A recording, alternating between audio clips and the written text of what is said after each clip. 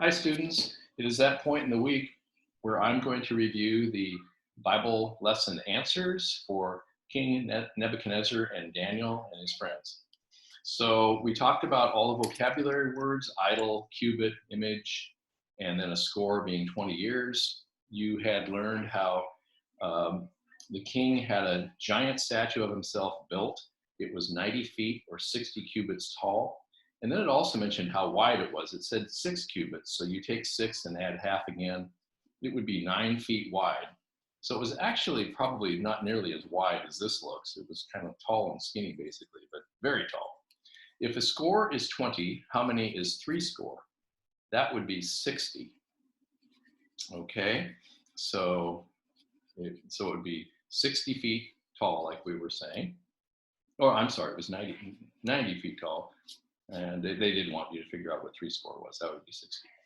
And then how many inches are there in 6 cubits? And if you do the math on that, 18 times 6 comes out to be 108 inches. Okay.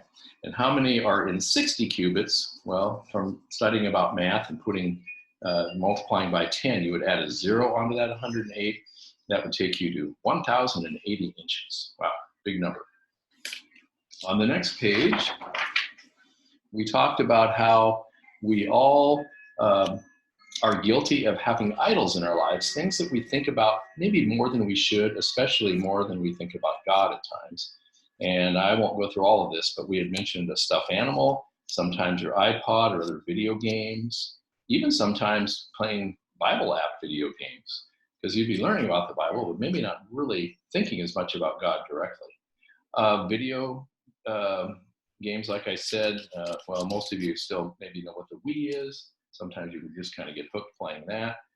In the past, I've had students say, oh, that claw machine at the grocery store, I love going and doing that, trying to grab those prizes out of the big box that they have at the grocery store. And friends, or even sports heroes, following lots of sports heroes and thinking about them more than, of course, thinking about loved ones or God. And sometimes you spend so much time in your own sports or even in music and art and other things that, again, you forget about really giving honor to God. Okay. On the next page, we had talked about how King Nebuchadnezzar commanded that everyone fall down flat and worship the statue when the music was heard. Well, his advisors, the people that were helping him make decisions, kept telling him, now, King, you know that Daniel isn't following this decree. He is not bowing down to the music. And again, when the music played, you would hear the sounds of the horn and the lyre, which is like a harp, but not the cymbals. Those who refused to obey the command, they said, would be cast into a fiery furnace. And they would die. Ooh, not good. Daniel's friends weren't able to obey this command because God had commanded the Israelites not to worship idols, images of false gods, but just the true God. Then in verse 7, when the music began to play, the people were supposed to fall down and worship the image. And again, here's King saying, fall down and worship the image. Praise King Nebuchadnezzar. And if you didn't, you would be thrown into this fiery furnace with lots of flames raging, and that would not be a pleasant ending. Finally, the character traits that Daniel possessed, we had talked about how he had obedience for God and others. He always showed courtesy.